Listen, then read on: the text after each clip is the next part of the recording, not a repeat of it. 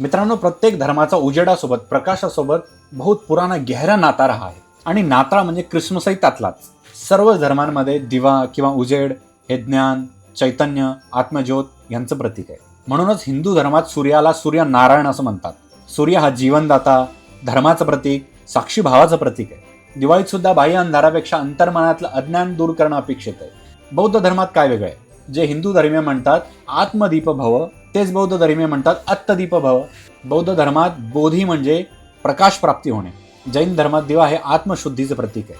Christian धर्मात देव म्हणजे प्रकाशच असं मानलं जातं. म्हणूनच ख्रिसमसमध्ये हिवाळ्याच्या अंधारात प्रकाशाचा उत्सव साजरा करण्यात येतो.